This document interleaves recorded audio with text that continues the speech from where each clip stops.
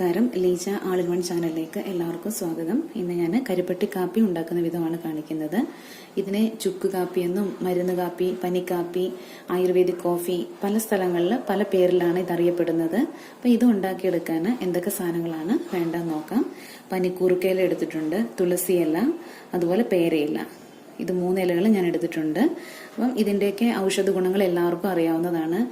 പനിയും ജലദോഷത്തെയും ചുമയൊക്കെ ചെറുത്ത് തോൽപ്പിക്കാനുള്ള ഗുണങ്ങൾ ഈ 3 ഇലയിലും അടങ്ങിയിട്ടുണ്ട്. പിന്നെ നമുക്ക് ജലദോഷമൊക്കെ ഉള്ള സമയത്താണെങ്കിലും നമ്മുടെ വായിക്കൊരു കയ്പ്പ് രസം ഉണ്ടാവാറുണ്ട്. ആ ഒരു അവസ്ഥയെ മാറ്റിയെടുക്കാനും ഈ തുളസിയില വളരെ നല്ലതാണ്. പിന്നെ ഇതിനകത്തേക്ക് നമുക്ക് വേണ്ടത് 1 ടീസ്പൂൺ കുരുമുളക് എടുത്തിട്ടുണ്ട്.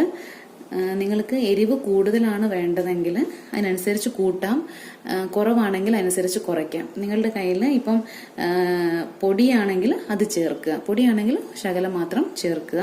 പിന്നെ നല്ല ജീരകം 1/4 ടീസ്പൂൺ എടുത്തിട്ടുണ്ട്. പിന്നെ ചുക്കെന്ന് പറഞ്ഞാൽ ഇഞ്ചി ഉണങ്ങിയനെയാണ് ചുക്കെന്ന് പറയുന്നത്.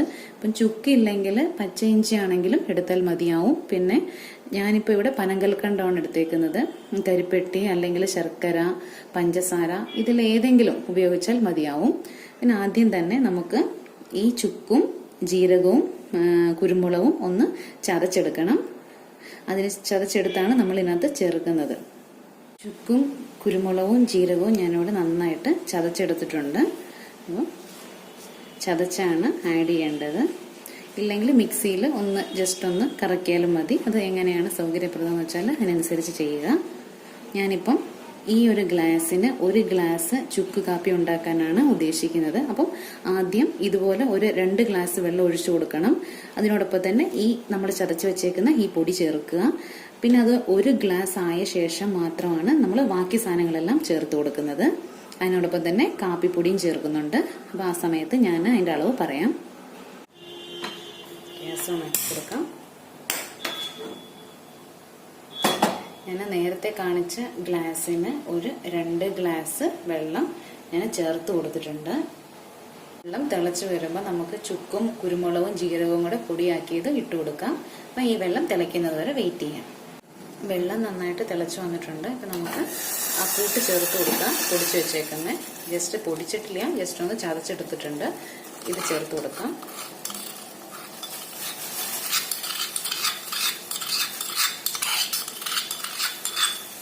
ഇത് ഒരു ഗ്ലാസ്, ഇപ്പം 2 ഗ്ലാസ് വെള്ളമാണ് ചേർത്തേക്കുന്നത്. അത് 1 ഗ്ലാസ് ആവുന്നത് വരെ നമ്മൾ മൂടി വെച്ചിട്ട് അതൊന്ന് 1 ഗ്ലാസ് ആവുന്നത് വരെ വെയിറ്റ് ചെയ്യാം. ഒരിക്കലും തുറന്നു വെച്ചിട്ട് ഇത് വേവിച്ചെടുക്കാൻ പാടില്ല. ചേർത്ത് കൊടുക്കുമ്പോൾ നന്നായിട്ട് കഴുകിയ ശേഷം മാത്രമേ ചേർക്കാൻ പാടുള്ളൂ. ഇല്ലെങ്കിൽ ചിലപ്പോൾ മണ്ണിന്റെ അംശങ്ങൾ ഉണ്ടാവാൻ സാധ്യതയുണ്ട്. പിന്നെ അതോടൊപ്പം തന്നെ എന്തെങ്കിലും കീടങ്ങളോ അല്ലെങ്കിൽ ചെലന്തി അതുപോലുള്ള എന്തെങ്കിലും ഉണ്ടോയെന്ന് നല്ലതായിട്ട് നോക്കിയ ശേഷം മാത്രമേ നിങ്ങൾ ചേർക്കാൻ പാടുള്ളൂ. പിന്നെ ഈ ഇതുപോലുള്ള തണ്ട് ചേർക്കുന്നതുകൊണ്ട് ഒരു കുഴപ്പമില്ല, ഔഷധ ഗുണം കൂടുകയുള്ളൂ. പിന്നെ ഇതിന്റെ പൂവ് ഒന്നും ഞാൻ എടുത്ത് മാറ്റിയിട്ടില്ല. ചെറിയ ചെറിയ തണ്ടുകളാണെങ്കിൽ ഇടാം, വലിയ വലിയ തണ്ടുകളാണെങ്കിൽ നിങ്ങളത് മാറ്റിയിട്ട് ഇല മാത്രം ചേർക്കുക. ഇതുപോലെ ചെറിയ തണ്ടുകൾ ചേർക്കുന്നതുകൊണ്ട് കുഴപ്പമൊന്നുമില്ല. അപ്പം നമുക്ക് ഗ്ലാസ് നന്നായിട്ട് വെള്ളം കുറഞ്ഞു വന്നിട്ടുണ്ട്, ഒരു പകുതിയായിട്ട് മാറിയിട്ടുണ്ട്. നമുക്ക് ഈ ഇലയും പിന്നെ അതോടൊപ്പം തന്നെ പനം കൽക്കണ്ടവും ചേർത്ത് കൊടുക്കാം.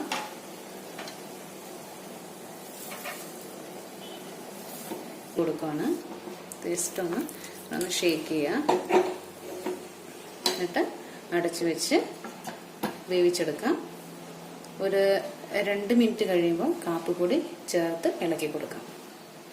1 മിനിറ്റ് ആയിട്ടുണ്ട്. ഒന്ന് തുറന്നു നോക്കാം. എല്ലാം ഒന്ന് മിക്സ് ആയിട്ട് വന്നിട്ടുണ്ട്. പിന്നെ നമുക്കിപ്പം കാപ്പിപ്പൊടി ചേർത്ത് കൊടുക്കാം. ഒരു 1/4 ടീസ്പൂൺ കാപ്പിപ്പൊടി ചേർത്ത് കൊടുക്കാം. ഇത് ഇൻസ്റ്റന്റ് കാപ്പി പൗഡർ അല്ല, സാധാരണ നമ്മൾ കട്ടൻ കാപ്പി ഉണ്ടാക്കാൻ ഉപയോഗിക്കുന്ന കാപ്പിപ്പൊടിയാണ്. അപ്പം കാപ്പിപ്പൊടി ഇല്ലെങ്കിൽ തേയിലയാണെങ്കിലും ചേർക്കാം, പക്ഷെ കൂടുതലായിട്ടും കാപ്പിപ്പൊടിയാണ് ഉപയോഗിക്കുന്നത്. ചേർത്തിട്ട് നമുക്കൊന്ന് ഇളക്കി കൊടുക്കാം. ജസ്റ്റ് ഒരു ടേസ്റ്റിന് വേണ്ടിയിട്ടാണ് ഇത് ചേർക്കുന്നത്.